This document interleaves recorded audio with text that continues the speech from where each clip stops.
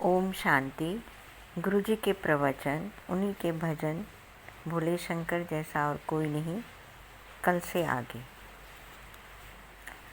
त्रिशूलधारी, सत्व, रज और तम, ये तीनों गुण मनुष्य को सदा डंक मारते रहते हैं। सत्व, रज और तम, ये तीनों गुण मनुष्य को सदा डंक मारते रहते हैं। त्रिशूल के भी नुकीले डंक समान होते हैं। इंसान सदा इन तीनों गुणों में घिरा रहता है। ये नहीं कि सत्वगुण सताता नहीं, वह सताता है।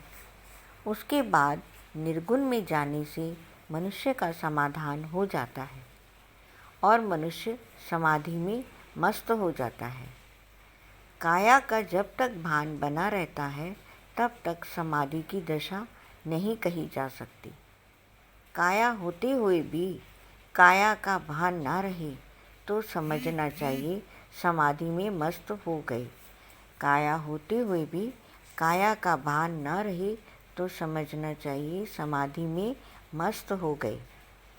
पट से प्रसन्न हो झट रूठ जाए, यानी सरल हृदय वाला। झट रूठे थे, फिर झट ही सब भूल भाल कर प्रसन्न हो गए। ऐसा नहीं कि रूठे तो कई दिन रूठे ही रहे, आम इंसान की तरह। ऐसा मौजीला और कोई नहीं।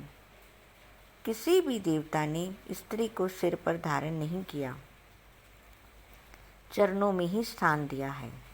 लेकिन शिव जी ने अपनी जटाओं में सिर पर गंगा को धारण किया है, क्योंकि मातृत्व महान है। शंख मचाए शोर, डमरू बजाए दंगा। शंख सुरीली ध्वनि है, वह बजाकर समझाते रहे। उससे नहीं समझे तो डमरू बजाया, यानी पहाड़ों पर गड़गड़ की आवाज़ आती है, वह उनका डमरू है। इंसान पर जो दुख आते हैं वह डमरू का ही बजना है उनकी ज़िंदगी में। क्योंकि प्यार की भाषा समझाते रहे तो समझे नहीं, तो दुख रूपी डमरू बजाया।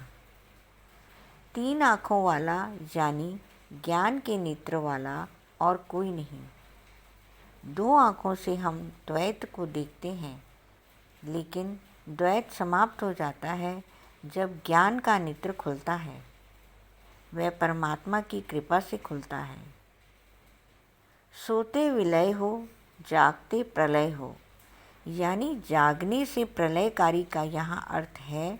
ये संसार में जो आए दिन डेथ्स हो रही हैं, कोई ट्रेन उलटने से, भूकंप आने से, ये शिवजी का प्रलय रूप है। ब्रह्मा, विष्णु, महेश, उनके अपने अपने कार्य हैं। विचित्र वेशधारी, सदा तेरी जय हो। तुझसा अलबेला और कोई नहीं, मेरे भोले शंकर जैसा और कोई नहीं। शंकर यानी अहंकार रहित। ओम शांति। गुरु जी को प्रणाम। धन्यवाद।